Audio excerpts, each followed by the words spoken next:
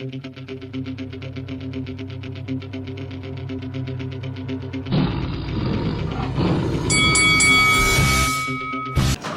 this is Eddie Hearn, and you're watching Lights Out. This is Faisal Khan for Lights Out, proudly sponsored by Spartans Law. And with me, delighted to be joined by Michael Mckinson, Mikey, the problem Mckinson. Mikey, good evening, mate. How you doing? I'm very well, mate. Can't complain. How are you? I'm all right. Thank you very much for asking. Michael, let's just get straight into it. According to your latest Instagram post, you're going to America on March the 19th to shock the world when you take on Vergil Ortiz Jr. First of all, congratulations on securing what is going to be a fantastic fight. Many people believe up until this point you may have looked to have had a fight with Conor Benn, maybe another one or two more at British domestic level, but a fight with Vergil Ortiz. Just talk to me about how that fight come about. I'm WBO number 3. So he's WBO number 1, so it makes sense.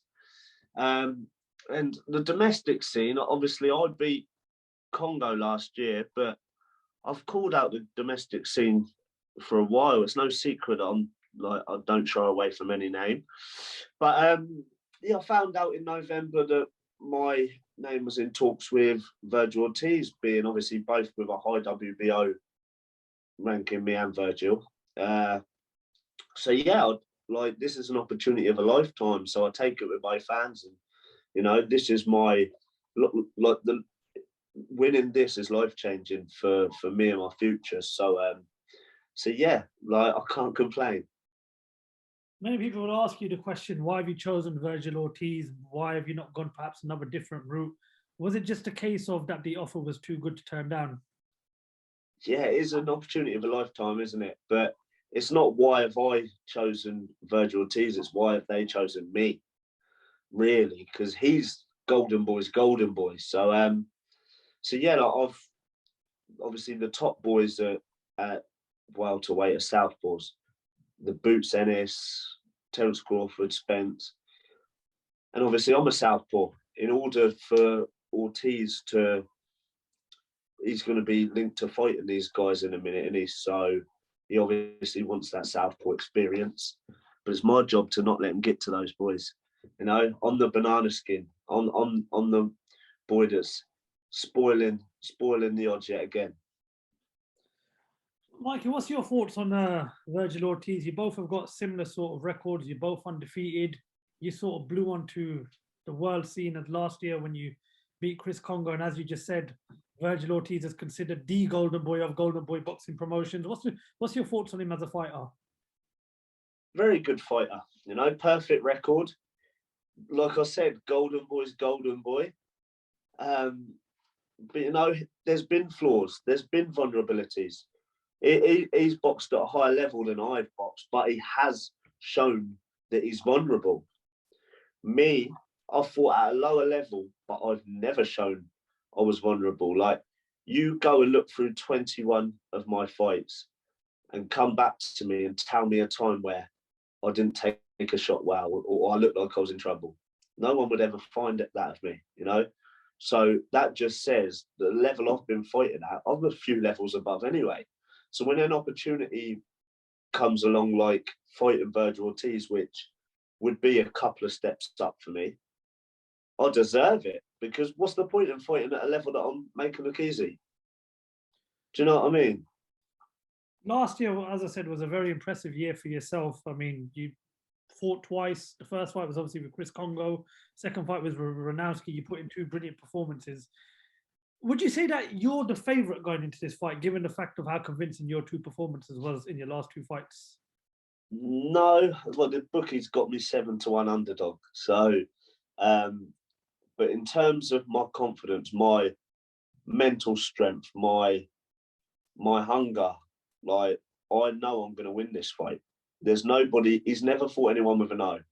He's never fought anyone that's as fresh as I am, as hungry as I am. You know, I'm coming from Little England all the way across the pond with my own. You know, I wouldn't look. Do you know what I mean? I wouldn't signed to fight Vergil Ortiz. I'm a proud man if I didn't think I'd win. And I know I can, and I know I will. Given the fact that obviously you'll be the away fighter, you just mentioned a few of the odds going into the fight, and we all know how it works for the away fighter going across the pond. Sometimes a judge's decision might not go into your favor, even if you do put in a convincing performance. In terms of the game plan, what do you need to do to go there and win? Would you settle for going for a points decision, or do you believe you have what it takes to knock him out and not leave it to the judges? You know, a lot of people do overlook my punching ability. I've only stopped 2 people. They do overlook it. Like, it's not as if like I don't have a dig on me, because I do. But you know, I think me being a problem times 1,000, a bigger problem than anyone's ever seen before, is what I need to do in order to be victorious. Like, I know this is a mountain to climb. I know this is a very, very hard fight, but it's also a fight which I know I can pull off. A win I know I can pull off. So, you know, you'll see a better version of me. You have to see a better version of me in order to get the job done and get the result I want. But I'm very confident. I'm happy. I'm smiling. We got plenty of time. And you know what? I will shock the world. How do you deal with this preparation differently? Obviously, the Chris Congo fight was sort of like your breakthrough fight, you know, where the fans started talking about Michael Mckinson. But now the fact that it's a true 50-50 fight against, you know, a very good opponent in Vergil Ortiz, and the fact that you go to America to fight him in his sort of backyard on a different promotion show, how do you prepare differently for a fight like this? Well, how I prepared for Chris Congo is I had 6 weeks' notice on fresh off of COVID. I had COVID the day I was allowed out. I had 6 weeks' notice. Then, I think 3 weeks before the fight, they moved it back an extra 3 weeks. So it wasn't so much a real structured camp. It was all a bit of a rush. This time, I found out about this the end of November. I thought that we were going to be fighting in January, the end of January. So I did a good 4 weeks before Christmas. I did. I was like, so I've come into the new year fit. Like, I've started this camp in the new year fit because I've just done half a camp. Do you know what I mean? So, like, because I knew on the December the 23rd, I found out that it's getting moved back to March 19th. So it allowed me to refresh, eat a little bit over the Christmas period, but I didn't lose focus because I knew this was around the corner. So I carried on training, carried on running, went into the new year. Weight's good, I'm fit, like I'm happy, which is important, and we're ready to go. So yeah, it's all good. Plenty of time to play with. There's still 9.5 weeks, and I'm already in great shape. So yeah, it's all positives. How does Michael Mckinson beat Vergil Ortiz? It's in the name, mate. Being a complete problem for him. You know, like I say, they don't call me the problem for no reason. Like, yes, I'm awkward. I'll be even more awkward than normal. I've got a good boxing IQ. I'll be even smarter than normal. You know what I mean? Like, I'll be even slicker than normal. Because I have to be. Because I'm a realist. This is a very hard fight. I have to be the best version of myself. But I really do believe that the best version of me, an improved Michael Mckinson, beats Vergil Ortiz and shocks everyone. When people talk about the 147 British level, people will say about Conor Benn that he's getting pushed in a certain way, but then they'll also say he's not fought the likes of the Michael Mckinsons, you know, the Chris Congos. But do you believe with a name like Vergil Ortiz on your record, you can proudly say, listen, I don't need to look at British level anymore. I've got a world-class operator. I should be fighting at world level, given if you get a win in this fight?